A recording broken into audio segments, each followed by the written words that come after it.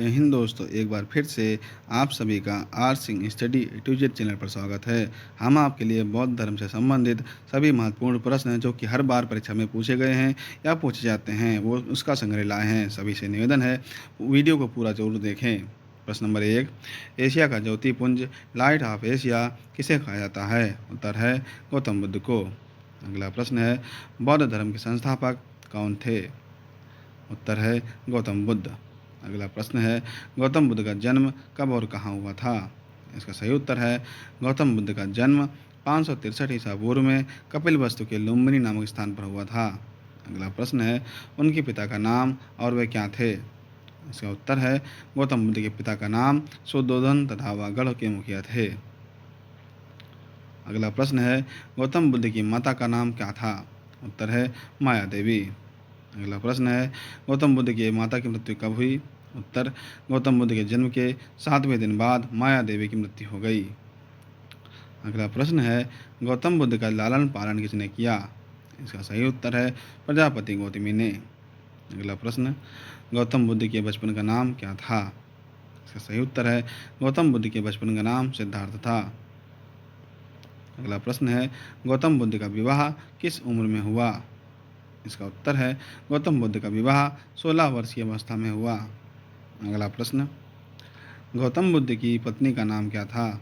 इसका उत्तर है गौतम बुद्ध की पत्नी का नाम यशोधरा था।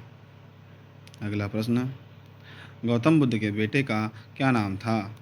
इसका सही उत्तर है राहुल। अगला प्रश्न है, जब गौतम बुद्ध कपिलवस्तु से निकले तो उन्हें किन दृश्य को देखा था? इसका उत्तर है सिद्धार्थ जब कपिलवस्तु से निकले तो उन्हें क्रमशः 4 दृश्य देखना पड़ा।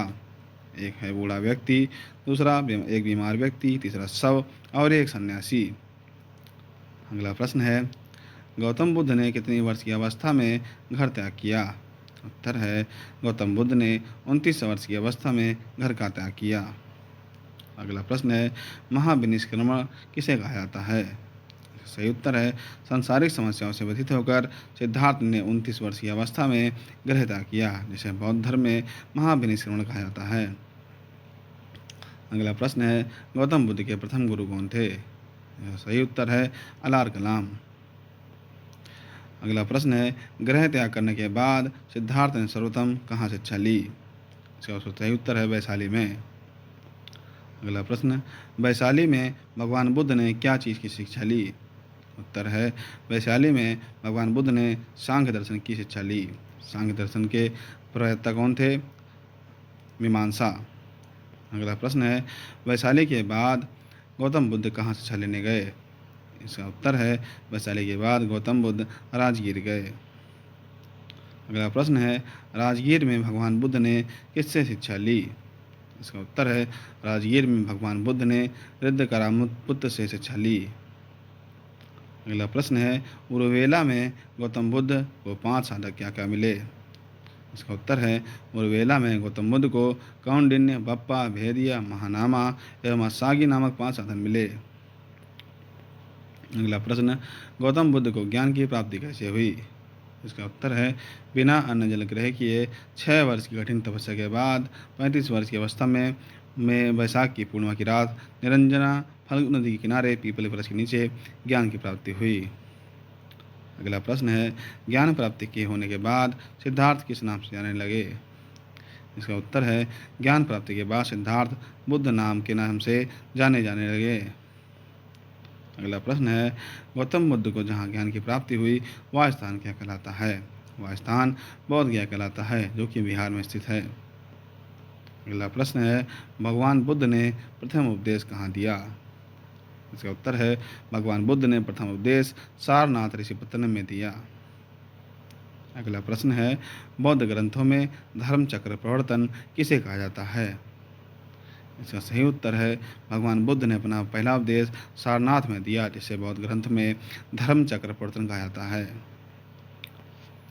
अगला प्रश्न है, बुद्ध ने अपना उपदेश किस भाषा में दिया है? इसका उत्तर है पाली भाषा में या तो अपभ्रंश भाषा में। अगला प्रश्न, भगवान बुद्ध ने सर्वाधिक उपदेश कहाँ दिए? इसका उत्तर है गौतम बुद्ध ने सर्वाधिक उपदेश कौशल देश की राजधानी श्रावस्ती में दिए। अगला प्रश्न, भगवान बुद्ध की मृत्यु कितनी वर्ष की अवस्था में हुई? इसका उत्तर है 80 वर्ष की अवस्था में। अगला प्रश्न, गौतम बुद्ध को महापरिनिर्वाण कब प्राप्त हुआ?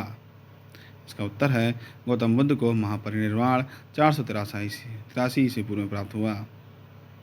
अगला प्रश्न, भगवान बुद्ध की मृत्यु के बाद उनके शरीर की अवशेषों को कितने भागों में बांटा गया? उनके शरीर के अवशेषों को 8 भागों में बांटा गया। अगला प्रश्न है, बौद्ध धर्म के तीर्थाटन कितने हैं? इसका उत्तर है बुद्ध, धम्म एवं संघ। अगला प्रश्न, बौद्ध धर्म में उपासक किसे कहते हैं? इसका उत्तर है गृहस्थ जीवन व्यतीत करते हुए बौद्ध धर्म को अपनाने वाले को उपासक कहा जाता है। अगला प्रश्न, बौद्ध धर्म में सम्मिलित होने की न्यूनतम आयु क्या है? इसका उत्तर है 15 वर्ष। अगला प्रश्न है, बौद्ध धर्म ईश्वर की मान्यता नहीं थी? इसका सही उत्तर है नहीं। अगला प्रश्न, बौद्ध धर्म में निर्वाण किसे कहा गया है? इसका उत्तर है बौद्ध धर्म में निर्वाण तृष्णा को क्षीण हो जाने की अवस्था को ही बुद्ध ने निर्वाण कहा है। अगला प्रश्न, भिक्षुक किसे कहा जाता है? इसका सही उत्तर है बौद्ध धर्म के प्रचार के लिए जिन्होंने संन्यास ग्रहण किया उन्हें भिक्षुक कहते हैं। अगला प्रश्न, बौद्ध धर्म का प्रथम संगीति कब, कहाँ, किसके शासनकाल में हुआ? उत्तर है प्रथम संगीति 483 ईसा पूर्व राजगृह में महाकश्यप की अध्यक्षता तथा अजातशत्रु के शासनकाल में हुआ। अगला प्रश्न है, द्वितीय बौद्ध संगीति कब, कहाँ, किसकी अध्यक्षता तथा किसके शासनकाल में हुई? इसका उत्तर है द्वितीय बौद्ध संगीति 383 ईसा पूर्व वैशाली नामक स्थान सभा कामी की अध्यक्षता तथा कालाशोक के शासनकाल में हुई। अगला प्रश्न है, तृतीय बौद्ध संगीति कब, कहाँ, किसकी अध्यक्षता तथा किसके शासनकाल में हुई? इसका सही उत्तर है तृतीय बौद्ध संगीति 255 ईस्वी पूर्व पाटलिपुत्र नामक स्थान मोगलीपुत्र तिस्य के अध्यक्षता तथा अशोक के शासनकाल में हुई। अगला प्रश्न है, चतुर्थ बौद्ध संगीति कब, कहाँ, किसकी अध्यक्षता तथा किसके शासनकाल में हुई? इसका उत्तर है चतुर्थ बौद्ध संगीति प्रथम ईस्वी की शताब्दी कुंडलवल नामक स्थान वसुमित्र, अश्वघोष तथा कनिष्ठक के शासनकाल में हुई। अगला प्रश्न है, चतुर्थ बौद्ध संगीति के बाद बौद्ध धर्म कितने भागों में बटा था? इसका सही उत्तर है चतुर्थ बौद्ध संगीति के बाद बौद्ध धर्म 2 भागों में बटा, हीनयान और महायान। अगला प्रश्न, धार्मिक जुलूस का प्रारंभ किस धर्म के शुरू हुआ? इसका उत्तर है धार्मिक जुलूस का प्रारंभ बौद्ध धर्म से शुरू हुआ। अगला प्रश्न, बौद्ध का सबसे पवित्र त्यौहार कौन सा है? इसका उत्तर है वैशाख पूर्णिमा। अगला प्रश्न, बुद्ध पूर्णिमा का क्या महत्व क्या है?